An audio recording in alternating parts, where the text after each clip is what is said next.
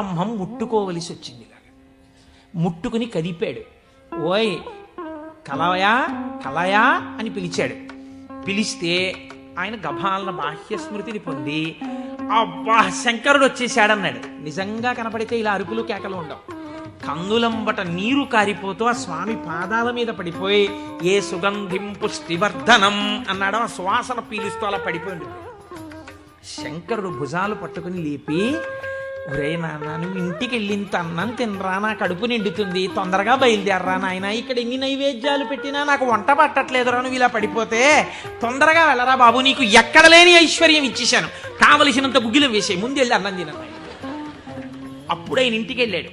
ఇంటికెళ్ళి షడ్రసోపేతమైనటువంటి భోజనాన్ని నాయనార్ స్వీకరించాడు. దీన్ని గుగ్గిల నాయనార్ అంటారు పెరియ పురాణంలో. ఎందుకంటే శివపురాణం చెప్పుకుంటూ నాయనార్ల చరిత్రని అనుసంధానం చేసి ఉత్తరాయణ పుణ్యకాలంలో నాయనార్ల గురించి వింటే పార్వతీ సహితుడైనటువంటి ఆ పరమశివుడు పొంగిపోయి పరవశించిపోతాడు. అందుకే లౌకికమైన ఉదాహరణలు మానేసి అవసరమైన చోట నాయనార్ల చరిత్రలే కలిపేద్దాం. ఇలా 63 మంది నాయనార్ల గురించి నేను చెప్పగలిగితే నా జన్మధన్యం అయిపోతుంది అని ఒక నాయనార్ని కలిపాను ఇవాళ. కనుక ఒకనాడు ఒక విచిత్రం జరిగింది. భక్తి అంటే ఎంత చిత్రంగా ఉంటుందో చూడండి.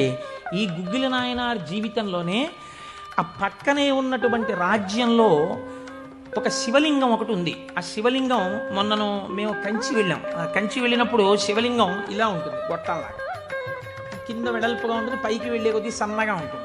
అటువంటి శివలింగం ఒకటి బాగా ఎత్తుగా ఉన్నటువంటి పీఠం మీద ఉంది. ఒక చిన్న పిల్ల ఆ శివలింగం దగ్గరికి వెళ్ళింది. అరమరిక తెలియని పిల్ల. ఆ పిల్ల వెళ్ళి చేతిలో ఒక తుమ్మి పువ్వు పట్టుకుని వెయ్యాలనుకుంది. ఆ పీఠం పట్టుకుంది, ఎగిరింది, ఎక్కింది, అందలేదు. ఆ పిల్ల ఏడుపు మొదలెట్టి శివా శివా నువ్వు నాకు అందట్లేదు, పువ్వు ఎలా వేయనంది.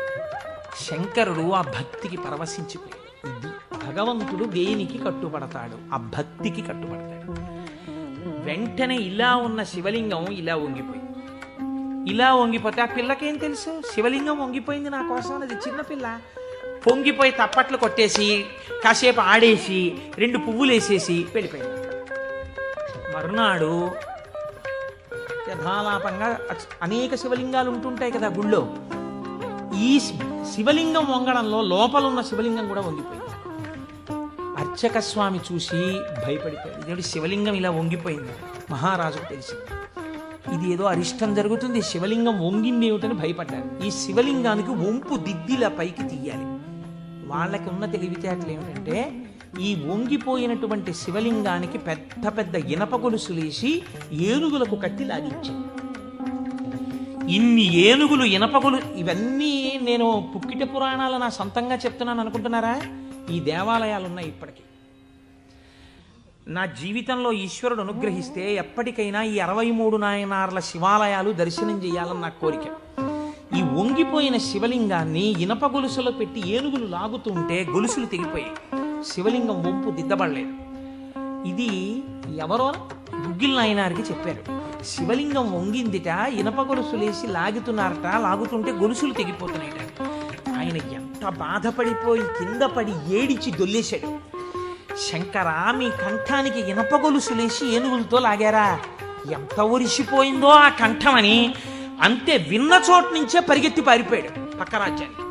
పారిపోయి గుళ్ళోకి వెళ్ళి అన్నం లేదు, నీళ్లు లేవు, ఒగరుస్తూ ఒంటి నిండా చెమటలు పట్టుకుని, ఈశ్వర మీకు జరిగినటువంటి అపరాధం నా శరీరమునకు పొందేటటువంటి ఖేదంతో పోవాలని మీ వంపు దిద్దడం కాదు, మీ వంపు దిద్దడానికి మీకు ఇనప గొలుసు లేచి లాగినప్పుడు మీ కంఠం నొక్కుకుని ఉంటుంది, ఆ శిక్ష నేను అనుభవిస్తానని ఒక గొలుసు, తన మెడలో ఉన్నటువంటి గొలుసుని శివలింగపు వంపుకేసి గట్టిగా లాగాడు. తన కంఠం ఒరిసిపోయి తెగాలని. తన కంఠం తెగలేదు, శివలింగం వంపు ఇలా పైకి లేచిపోయాడు. ఆ వంపు దిద్దినటువంటి వాడు గుగ్గిల నాయన. ఇప్పుడు మీరు నాకు చెప్పండి, బ్రతికున్న నాళ్ళు గుగ్గిల నాయనారు ఏం చేశాడు డబ్బు సంపాదించడానికంటే ఎవ్వరికీ తెలియదు. ఇంట్లో పర్సులోంచి 10 రూపాయలు తీస్తే 1000 రూపాయలు మళ్ళీ ఇంకో రూపంలో వచ్చేస్తుండే. అంత చిత్రంగా ఆయన మహదైశ్వర్య సంపన్నుడై, అందుకే అంటారు శాస్త్రంలో ఐశ్వర్యము కావాలన్నవాడు శివారాధన చెయ్యాలి. శివారాధన అపారమైన ఐశ్వర్య హేతువు. అందున దక్షారామం లాంటిదైతే గొప్ప భోగస్థానం కూడా. అంత ఐశ్వర్యంతో జీవిస్తూ శివభక్తిని విడిచిపెట్టలేదు. శివభక్తితో ఐశ్వర్యంలో ఉన్నాడు. అంత్యమునందు తేలికగా శరీరం విడివడి హాయిగా పరమశివుని యొక్క పాదములలో కలిసిపోయాడు. ఇప్పుడు మీరు చెప్పండి, అమరకోశంలో మహానుభావుడు అమరసింహుడు శివశబ్దానికి సజ్జనుల యొక్క మనస్సు రమించేటటువంటి స్వరూపము కలిగిన వాడు అని శివశబ్దానికి అర్థం చెప్పడంలో ఎంత గంభీరమైన అర్థం ఉందో మీరు చూడండి. శివశబ్దము సజ్జనుల యొక్క మనసు రమించు స్థానము. ఎలా రమిస్తుంది, దేనివల్ల? దానికి ఈ కారణం ఆ కారణం అని చెప్పడం కుదరదు. మీకు మనస్సుంటే భక్తి ఉంటే ఒక్క కారణం చాలు. ఏదో ఒక కారణంతో శివుని యందు మనసు రమిస్తే వాడికి సమస్తమైనటువంటి ఐశ్వర్యము కలుగుతుంది.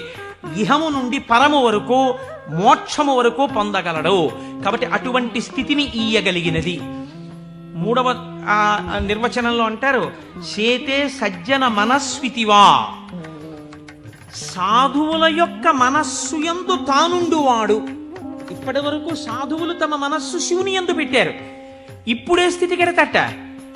ఇదే భృంగీచ్ఛా నటనోత్కట కరిమదగ్రాహీ స్ఫురన్మాధవా హ్లాదో నాదయుతో మహాసితవపు పంచేషు బాణాధృత సత్పక్షస్సు మనోవనేషు నపునః సాక్షాన్మదీయే మనోరాజీవే భ్రమరాధిపో విహరతాం శ్రీశైలవాసీ విభుః అని పిలుస్తారు శంకరాచార్యులు వారి శివానంద లహరిలో.